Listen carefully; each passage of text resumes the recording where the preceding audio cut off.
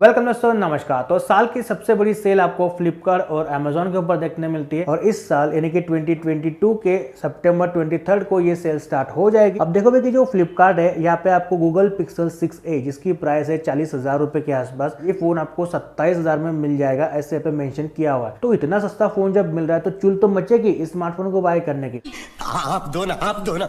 ऐसे में दूसरी ओर अगर बात करें S20 FE 5G की, जो कि ये रहा, ये स्मार्टफोन अभी बहुत ही लोएस्ट प्राइस के ऊपर आपको मिल रहा है। ये फोन आपको अमेजोन और इसके साइट के ऊपर मिलेगा 27,000 में, सब भी कुछ कार्ड वगैरह अप्लाई करने के बाद में, यानी कि दोनों ही की प्राइस बिल्कुल सेम टू सेम हो चुकी है। तो यहाँ पे कंपेयर करना तो बनता है भाई साहब, क्योंकि बहुत से लोग कमेंट्स कर रहे हैं कि भाई ये फोन बाय करे या फिर गूगल पिक्सल 6 से बेटर रहेगा। तो चलिए सब कुछ बातें क्लियर करते हैं और आखिर में अपना मैं एक ओपिनियन भी दे दूंगा ताकि आप बिल्कुल कंफ्यूज ना हो, आप एक सही स्मार्टफोन बाय कर पाओ दोनों में से कोई एक। तो पॉइंट नंबर 1, मान लो कि दो बंदे ए और बी, तो बी ने बाय किया 6a और ए ने बाय किया S20 FE 5G। तो स्टार्टिंग से ही जैसे आप बॉक्स को ओपन करोगे गूगल पिक्सल 6a का, तो यहाँ पे आपको बॉक्स में चार्जर देखने नहीं मिलेगा, जबकि आपको S20 FE 5G के अंदर 15 वाट का चार्जर देखने मिलता है। तो यहाँ पे एक प्रॉस बन जाता है। हालांकि ये भी अपने लेटेस्ट स्मार्टफोन में से चार्जर निकाल रहे हैं, लेकिन आपको इस स्मार्टफोन में बॉक्स में चार्जर मिल जाता है। अब 6a के अंदर आपको चार्जर तो देखने नहीं मिलता, लेकिन बात करें चार्जिंग स्पीड की, तो यहाँ पे ये बहुत ही बिल्कुल बाबा आजम के जमाने की चार्जिंग स्पीड है, 18 वाट की चार्जिंग। अगर आप अलग से चार्जर बाय करते भी हो तो आपको 18 वाट का ही चार्जिंग आउटपुट सपोर्ट मिलेगा, यानी कि ये फोन चार्ज होने में लगाता है लगभग 1 घंटा 50 से 55 मिनट का टाइम, यानी कि बहुत ही लंबा समय होता है। यहाँ पे बैटरी आपको मिलती है 4410 की, यानी कि 4410 mAh की आपको बैटरी मिल जाती है, यानी कि बैटरी ठीक ठाक आप समझ सकते हो, लेकिन आपको चार्जिंग स्पीड बहुत ही स्लो मिलता है। हम लोग स्लो चार्जिंग के मामले में सैमसंग को बहुत ज्यादा गालियां देते हैं, मैं भी देता हूं, उनमें से मैं भी एक हूं, लेकिन असली हकदार तो गूगल पिक्सल यानी कि गूगल है। अब देखो कि सैमसंग तो यहाँ पे 15 वाट का चार्जर आपको बॉक्स में दे रहा है, लेकिन यहाँ पे 25 वाट का सपोर्ट है, यानी कि आप अलग से चार्जर बाय कर सकते हो जो कि 25 वाट से फोन को चार्ज करेगा, और ये फोन 25 वाट से 1 घंटा 10 मिनट में फुल्ली चार्ज हो जाता है। तो देखो कि बहुत ही बड़ा डिफरेंस है। और यहाँ पे सच में अगर स्लो चार्जिंग का कोई हकदार है, यानी कि जो विनर है वो गूगल पिक्सल 6 है, सैमसंग नहीं है आज के डेट में भी। तो सबसे बड़ा कौन सा आपको यहाँ पे ही देखने मिलता है। लेकिन बात करें बैटरी के बैकअप की, तो यहाँ पे जो गूगल पिक्सल 6a है, यहाँ पे आपको लगभग 6.5-7 घंटे का SOT स्क्रीन ऑन टाइम मिल जाता है, यानी कि आपको बैकअप यहाँ पे अच्छा मिल जाता है। बात करें S20 FE 5G की भी, तो ये भी आपको 6 और प्लस का स्क्रीन ऑन टाइम देता है। स्लाइटली 6a में आपको थोड़ा बेटर स्क्रीन ऑन टाइम मिल सकता है, क्योंकि यहाँ पे आपको 60 हर्ट्ज का पैनल मिलता है। पॉइंट नंबर 2, चिपसेट यानी कि प्रोसेसर। तो गूगल पिक्सल 6a में आपको देखने मिलता है टेंसर का चिप। अब यहाँ पे टेंसर का नाम सुन के इसको फ्लावर नहीं समझने का, ये फायर है। अब ये कैसे फायर है आपको मैं आगे बताने ही वाला हूँ। और बात करें S20 FE 5G की, तो यहाँ पे आपको देखने मिलता है स्नैपड्रैगन का स्टेबल चिपसेट स्नैपड्रैगन 865। दोनों ही फोन में आपको रेगुलर नॉर्मल यूजर्स में कोई भी इश्यूज नहीं आने वाले। लेकिन बात हम करते हैं गेमिंग और थोड़े से हेवी यूजर्स की, तो यहाँ पे जो टेंसर है ये बहुत ही ज्यादा गर्म हो जाता है, इसमें गर्मी बहुत कूट कूट के भरी हुई है। तो यहाँ पे गर्मी इतनी ज्यादा क्यों है, तो इसके लिए रिस्पॉन्सिबल है इसके पेरेंट्स, यानी कि इनका जेनेटिक्स ही बिल्कुल गड़बड़ा गया है। एक्चुअल में ये जो चिप है ये सैमसंग के पार्टनरशिप के अंदर बनाई हुई नहीं, एक्चुअल में सैमसंग ने ही बनाया हुआ है चिप को, ये एक्चुअल में एक्जिनोस ही है, यानी कि एक्जिनोस इज इक्वल टू टेंसर। तो आपको पता है कि एक्जिनोस के अंदर ये बहुत ज्यादा गर्मी होती है, और वैसे में यहाँ पे ये टेंसर है तो ये भी गर्म होने ही वाला है। तो ऐसे यहाँ पे इसमें हीटिंग इश्यूज देखने में मिलते हैं। एक्चुअल में अभी एंड्रॉइड 13 के बाद में ये बहुत हद तक सॉल्व हुए, लेकिन ये पूरी तरह से सॉल्व नहीं हो सकते, क्योंकि यहाँ पे पूरा के पूरा जो किस्सा है वो चिप का है। तो कितने भी सॉफ्टवेयर अपडेट आप दे लो तो यहाँ पे हीटिंग इशू आपको देखने मिलेगा ही। अब यहाँ पे क्या है कि आप अगर थोड़ा बहुत भी कैमरा चला लो, यानी कि आधा घंटा 20 मिनट 15 मिनट, तो आपको आउटडोर में हीटिंग इशू का आपको साइन आएगा, यानी कि आपका फोन ओवरहीट हो चुका है, ऐसे आपको क्लियरली मैसेज आएगा। उसके बाद में आपका फोन जो है यानी कि कैमरा ऐप बंद भी हो सकता है फोन को कूल डाउन करने के लिए। ये कुछ हद तक सॉफ्टवेयर अपडेट से सॉर्ट आउट हुआ है, लेकिन फिर भी इसमें हीटिंग इश्यूज आपको देखने मिलते हैं। नॉर्मली थोड़े बहुत हेवी यूज करने के बाद भी आपको वार्म फील होता है, तो आपको इसमें हीटिंग इश्यूज देखने मिलते हैं। तो एक्जिनोस को नहीं टेंसर, हाँ टेंसर को अगर आप कंपेयर करते हो 865 के साथ में, तो डेफिनेटली कहीं ना कहीं 865 बहुत ही ज़्यादा स्टेबल चिपसेट है। और बात करें गेमिंग की, तो आप कहीं ना कहीं 865 के साथ में S20 FE में थोड़ी बहुत अच्छी गेमिंग कर भी लोगे, यानी कि आधा 1 घंटा ठीक ठाक तरीके से गेमिंग कर लोगे। हालांकि ये भी गेमिंग के लिए नहीं बनते सैमसंग के स्मार्टफोन, लेकिन गेमिंग 1 घंटे तक अच्छी हो जाएगी, ज़्यादा फ्रेम ड्रॉप्स नहीं होंगे और इतना फोन गर्म नहीं होगा। लेकिन जो टेंसर है यहाँ पे आप आधा घंटा भी गेमिंग कर लो ना, गेमिंग तो वैसे इतनी अच्छी होती नहीं उसके अंदर। और बात करें हीटिंग की, तो वो बहुत ज़्यादा हीटिंग हो जाएगा, थ्रोटल करेगा, और साथ में आपका गेमिंग का FPS भी बहुत ड्रॉप हो जाएगा। तो गेमिंग के मामले में भी बहुत ही वीक है यहाँ पे टेंसर का चिपसेट। तो परफॉर्मेंस के सेक्शन में 865 को बीट करना टेंसर के लिए बहुत बड़ी बात है यार, ये बीट नहीं कर सकता। नॉर्मल और रेगुलर काम अगर करते हो तो कोई इशू नहीं, लेकिन आप अगर हेवी टास्क करोगे, यानी कि थोड़ा बहुत भी अगर हेवी यूज़ कर लोगे तो हीट भी होता है, साथ ही में यहाँ पे गेमिंग इतनी अच्छी नहीं हो पाती। तो ये कुछ इश्यूज़ अगर आपको लगता है कि फिर भी आप इसको बाय करो तो डेफिनेटली आप कर सकते हो।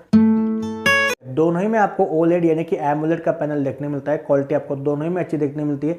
दोनों ही डिस्प्ले HDR10+ कंटेंट को सपोर्ट करते हैं और यहाँ पे दोनों ही में आपको गोरिल्ला ग्लास 3 का मिलता है सुरक्षा, यानी कि प्रोटेक्शन मिल जाता है। लेकिन बात करें हम साइज़ की तो यहाँ पे 6.5 इंच का आपको डिस्प्ले देखने मिलता है S20 FE में, और 6A में आपको देखने मिलता है 6.1 इंच का छोटा सा डिस्प्ले कॉम्पैक्ट फोन आपको देखने मिलेगा। तो डिस्प्ले साइज भी मैटर करती है। अगर आपने अब तक 6.5 इंच या पे 6.7 इंच वाले स्मार्टफोन यूज़ किए तो आपको ये फ़ोन थोड़ा छोटा लगेगा। तो आपको लगता है कि 6.1 इंच जो है वो सफिशिएंट है तो फिर ठीक है, कोई दिक्कत नहीं।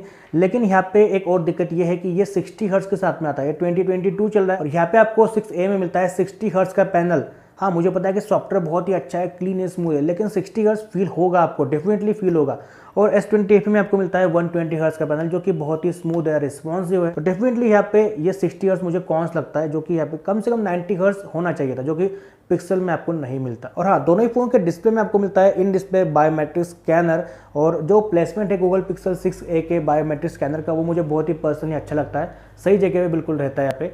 लेकिन बात करें बग्स की तो यहाँ पे आपको इसमें बग्स देखने मिला था जो कि एंड्रॉइड 13 के साथ में फिक्स हुआ था। ऐसे इश्यूज आने नहीं चाहिए थे क्योंकि यहाँ पे गूगल का फोन है, लोग सिक्योरिटी के लिए इसको बाय करते हैं। गूगल पिक्सल 6a का जो बायोमेट्रिक स्कैनर था, अगर आपने मान लो ये उंगली से उसको रजिस्टर किया था तो ये उंगली से वो खुल रहा था या फिर किसी और के उंगली से वो खुल रहा था, ऐसे उसमें बग्स था जो कि एंड्रॉइड 13 के बाद में सॉर्ट आउट कर दिया गया है। लेकिन यहाँ पे इसमें बग्स देखने मिला था जो कि अभी सॉर्ट आउट हुआ तो है, लेकिन ये बात थी मैंने आपको बता दी। तो इसमें भी आपको बग्स देखने मिलते हैं, लेकिन अपडेट के साथ में थोड़ी जल्दी सॉर्ट आउट हो भी जाते हैं।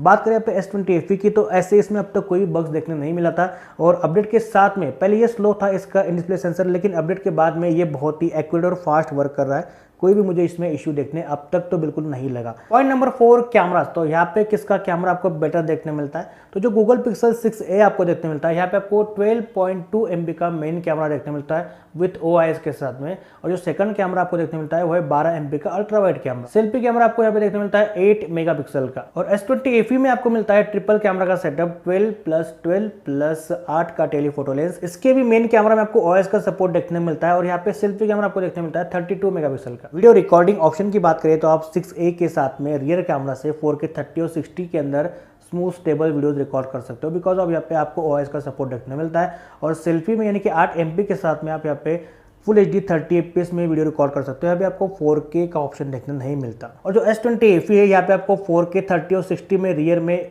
विथ OIS के साथ में स्टेबल वीडियोस देखने मिलती है। साथ ही में फ्रंट में भी यहाँ पे आपको 32 MP के साथ में 4K 30 और 60 FPS की वीडियो देखने मिलती है, जो कि EIS के साथ में वर्क करती है। यहाँ पे आपको OIS देखने नहीं मिलता। यहाँ पे आप कैमरा के लिए किसको चूज करोगे, आपको यहाँ पे क्लियर में आंसर दे दूं कि भाई जो सेल्फी कैमरा है ना, वो गूगल पिक्सल 6a का इतना अच्छा परफॉर्म नहीं करता, यानी कि फोटोज अच्छे आ जाती है। यहाँ पे सॉफ्टवेयर का कमाल तो ये करता है, लेकिन 8 MB का कैमरा है तो फोटोज जो है थोड़ी सी सॉफ्ट आती है, यानी कि इमेजेस में इतनी शार्पनेस आपको डिटेलिंग नहीं देखने मिलती। जबकि जो 32 MP का S20 FE का कैमरा है, यहाँ पे थोड़ा बेटर वर्क करता है, लेकिन यहाँ पे भी सेल्फी कैमरा इतना अच्छा आउटपुट प्रोवाइड आपको नहीं करता S20 FE से भी। तो आप इतना समझ लो कि जो सेल्फी कैमरा है फोटोज के लिए वो इतना बेटर नहीं है दोनों ही स्मार्टफोन का। लेकिन सेल्फी कैमरा में वीडियोस की बात करें तो जो S20 FE 5G 4K 30-60 FPS में वीडियो रिकॉर्ड करता है, और वीडियो सेक्शन में सेल्फी कैमरा S20 FE का अच्छा है। यहाँ पे हम बात करते हैं रियर कैमरास की दोनों स्मार्टफोन की, तो रियर में दोनों ही कैमरा बहुत ही अच्छा परफॉर्म करते हैं। दोनों में आपको मेन कैमरा 12 MP का मिलता है, अल्ट्रा वाइड भी 12 MP का है। टेलीफोटो लेंस आपको गूगल पिक्सल 6a में नहीं मिलती, तो यहाँ पे आप जूम नहीं कर सकते टेलीफोटो लेंस के साथ में। और S20 FE 5G में टेलीफोटो लेंस है, लेकिन इससे आप पोर्ट्रेट इमेजेस नहीं क्लिक कर सकते। ये भी एक कॉन्स है जो कि आपको S21 FE में सॉर्ट आउट कर दिया गया है। तो देखो भाई कि यहाँ पे जो फोटोज आती है ना, दोनों से अच्छे आप ले सकते हो, लेकिन S20 FE से थोड़ा सा बेटर आउटपुट इमेज क्वालिटी में आपको गूगल पिक्सल 6a जरूर से देता है। यहाँ पे सॉफ्टवेयर कमाल करता है, तो आप डे लाइट फोटोज लो या फिर नाइट फोटोज लो। यहाँ पे जो गूगल पिक्सल 6a है ना, यहाँ पे कैमरा सेंसर बहुत ही ओल्ड है, सोनी IMX363 है, लेकिन इमेज क्वालिटी बहुत ही कमाल की आती है और नाइट फोटोग्राफी आप अच्छे से कर लेते हो। बट दिक्कत क्या आती है कि जो पोर्ट्रेट मोड है गूगल पिक्सल 6a का, वो इतना अच्छे से काम नहीं करता। जो एजेस है वो सही से कैप्चर नहीं करता, यानी कि ब्लर कहीं ज़्यादा कर देगा कहीं कम कर देगा, तो वो यहाँ पे डिटेलिंग में यहाँ पे कहीं ना कहीं कमी देखने मिलती है। लेकिन S20 FE यहाँ पे बहुत ही कमाल के पोर्ट्रेट इमेजेस कैप्चर करता है, यहाँ पे बिल्कुल सही से एजेस डिटेक्ट करता है, कोई भी इशू नहीं आता। तो कैमरा में आपको 19-20 का फर्क देखने मिलेगा, तो कभी 6A आगे तो कभी आपको S20 FE आगे देखने मिलेगा। बात करें वीडियो रिकॉर्डिंग की, तो जो गूगल पिक्सल 6A है इसका रियर कैमरा यानी कि पिक्सल फोन क्या होता है कि फोटोज के लिए बहुत ज़्यादा फेमस है, लेकिन बात करें वीडियोस की तो यहाँ पे 6A के साथ में आप 4K 3060 के अंदर स्टेबल वीडियोस रिकॉर्ड कर पाओगे, लेकिन जो क्वालिटी होती है, शार्पनेस है, जो डिटेलिंग है, वो आपको S20 FE के रियर कैमरा से वीडियोग्राफी में देखने मिलेगी। तो जो रियर कैमरा है वीडियोग्राफी के लिए वो S20 FE का बेटर रहेगा। 4K 3060 FPS में आप वीडियोग्राफी अच्छे से कर पाओगे। तो वीडियोस के लिए भी मैं आपको रिकमेंड करूंगा S20 FE 5G, rear camera हो या फिर फ्रंट कैमरा हो। दोनों फोन के जो कैमरा है आपको अच्छा परफॉर्म करते हुए नजर आते हैं, लेकिन अगर किसी एक को चूज करने की बात आए तो डेफिनेटली बहुत ही हार्ड है। तो 19-20 का फर्क है। मुझे लगता है कि अगर आपको जहाँ पे एक कंप्लीट पैकेज मिल रहा है आप वहाँ पे जा सकते हो। तो मुझे लगता है कि कैमरा के लिए आप इतना ज़्यादा बिल्कुल मत सोचो। दोनों ही फोन में से आप कोई भी एक स्मार्टफोन लोगे कैमरा के लिए तो आप बिल्कुल डिसअपॉइंट बिल्कुल नहीं होने वाले। दोनों ही कैमरा बहुत ही अच्छा परफॉर्म करेगा, लेकिन जो आप पे करोगे 27,000 रुपीज़, तो यहाँ पे आपको अदर क्या कुछ मिल रहा है, यानी कि डिस्प्ले हो, चिपसेट हो और कुछ बातें जो कि आपके लिए बिल्कुल ज़रूरी है, तो वो आप देखो और उसके हिसाब से आप कंप्लीट पैकेज जो आपको फ़ोन मिलता है वो आप बाय करो। कैमरा के लिए आपको ज़्यादा कुछ सोचना नहीं है, दोनों फ़ोन का कैमरा आपको अच्छा मिलेगा। अभी हम बात करते हैं UI एक्सपीरियंस और एंड्रॉयड अपडेट्स के बारे में। तो दोनों में आपको जो UI देखने मिलता है वो क्लीन है, स्मूथ है और कोई ऐसे ऐड वगैरह नहीं आती। लेकिन बात करें यहाँ पे पिक्सल 6A की, तो यहाँ पे आपको स्टॉक एंड्रॉयड का एक्सपीरियंस देखने मिलता है। तो बहुत से लोग चाहते हैं कि वो स्टॉक एंड्रॉयड को फील करें, यानी कि बहुत ही स्मूथ होता है और जो कस्टमाइजेशन यहाँ पे आपको कम देखने मिलती है। लेकिन जो एंड्रॉयड के अपडेट्स आते हैं यहाँ पे जो चेंजेस होते हैं आपको देखने मिलते हैं, लेकिन जो One UI वगैरह यहाँ पे स्क्रीन होती है तो वो चेंजेस छुप जाते हैं। ऐसे में यहाँ पे बहुत से लोग यहाँ पे स्टॉक एंड्रॉयड को फील करना चाहते हैं। अब यहाँ पे अपडेट सपोर्ट की बात करें तो यहाँ पे गूगल पिक्सल 6A में आपको 2025 तक के मेजर अपडेट आएगी, यानी कि अभी चल रहा है एंड्रॉयड 13 2022 चल रहा है, 23, 24, 25 यानी कि आपको 14, 15, 16 यानी कि एंड्रॉयड 16 तक के आपको अपडेट मिलेगी। 2027 तक के आपको सिक्योरिटी पैच अपडेट भी मिलेगी गूगल पिक्सल 6A को। तो लगभग आपको टोटल मिला के 5 साल की अपडेट्स यहाँ पे देखने मिलेगी। अगर हम स्टॉक एंड्रॉयड एक्सपीरियंस को कंपेयर करते हैं One UI के साथ में, तो यहाँ पे भी अपडेट जल्दी जल्दी आती है, कोई इश्यूज नहीं है। लेकिन यहाँ पे आपको One UI देखने मिलती है जो कि क्लीन है, स्मूथ है, एड फ्री है। यहाँ पे आप बहुत हद तक कस्टमाइज ज़्यादा कर सकते हो। ये भी बहुत लोगों की फेवरेट है, मेरी फेवरेट है। ये भी स्मूथ है, कोई इशू नहीं है। लेकिन स्टॉक एंड्रॉयड आपको एक्सपीरियंस देखने नहीं मिलेगा। एंड्रॉयड के ऊपर आपको एक UI चढ़ी हुई मिलती है जो कि One UI है, जो कि सैमसंग डाल के देता है, खुद के हिसाब से कस्टमाइज करता है। तो ये अलग से एक स्क्रीन होती है और यहाँ पे भी आपको UI का एक्सपीरियंस बहुत ही अच्छा मिलेगा, कोई आपको इश्यूज देखने नहीं मिलते। लेकिन बात करें अपडेट सपोर्ट की, तो जो S20 FE है यहाँ पे आपको एंड्रॉयड 13 का ही शायद से अपडेट मिलेगा, जो कि 13 फिक्स है, 14 यहाँ पे शायद से ना मिले।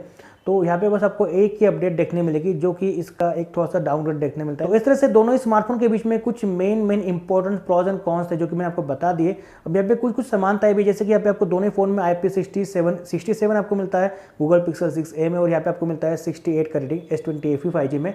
दोनों फोन में आपको हेडफोन जैक देखने नहीं मिलता, दोनों फोन में आपको स्टीरियो स्पीकर भी देखने मिल जाते हैं। ये कुछ समानताएं आपको देखने मिलती है। बात करें कॉम्पैक्ट साइज की, तो गूगल पिक्सल 6 आपको छोटा देखने मिलता है बिकॉज ऑफ स्क्रीन छोटी है। आपको यहाँ पे वेट देखने मिलता है 178 ग्राम का और यहाँ पे आपको मेटल की फ्रेम देखने मिलती है, प्लास्टिक का बैग देखने मिलता है और हाथ में इजीली ये वन हैंडेड यूज करने के लिए बहुत ही कमाल का फोन है। और बात करें S20 FE 5G की, तो ये भी बहुत ही ज्यादा हेवी या फिर बल्कि फोन नहीं है, ये भी स्लिम फोन है। 190 ग्राम का मेटल की फ्रेम है, बैक प्लास्टिक का आपको देखने मिलता है। लेकिन यहाँ पे जो गूगल पिक्सल 6A थोड़ा सा ज्यादा कॉम्पैक्ट है, लेकिन स्क्रीन साइज का आपको फर्क देखने मिलता है। जिसको बड़ी स्क्रीन चाहिए वो डेफिनेटली यहाँ पे S20 FE तरफ ही जाएगा। तो अभी तक जितने भी मेन इंपॉर्टेंट पॉइंट्स थे, दोनों के बीच में क्या फर्क था, क्या समानताएं थी, मैंने आपको सब कुछ बता दिया।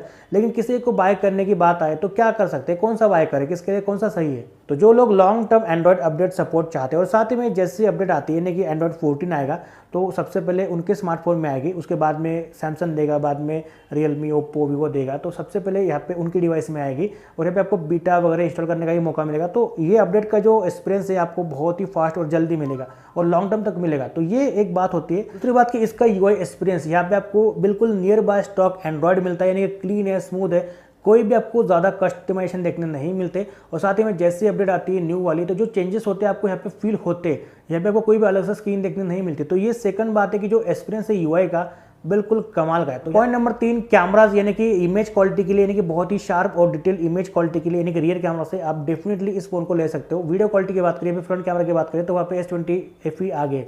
तो ये 3 रीजन है आपको बाय करने के। आप इसके लिए इसको बाय करना चाहते हो तो डेफिनेटली बाय कर सकते हो। इन 3 बातों को छोड़ दे तो मुझे नहीं लगता कि इतना कुछ खास गूगल पिक्सल 6A में आपको देखने मिलता है। तो अगर आप इन 3 बातों के लिए बहुत ही ज़्यादा कॉन्शियस हो तो डेफिनेटली ले सकते हो, नहीं तो S20 FE बहुत बहुत ज़्यादा स्टेबल डील आपको देखने मिलती है। और ये फ़ोन मेरे तरफ से हाईली रिकमेंडेड है। आपको यहाँ पे फ्यूचर में कोई भी इशूज़ नहीं आने वाले, हीटिंग का इशू नहीं आएगा, चिपसेट भी बहुत स्टेबल है, कूल है, ज़्यादा गर्म नहीं होता। अगर आपका बजट 27,000 रुपये है तो आप डेफिनेटली ज़्यादा कुछ टेंशन ना लिए, ज़्यादा कुछ सोचे समझे, बिना कुछ सोचे समझे आप S20 FE बाय कर सकते हो। अगर आपको लगता है कि ये 3 बातें जो मैंने आपको बताई वो आपके लिए मैटर करती तो आप 6 की तरफ जा सकते हो।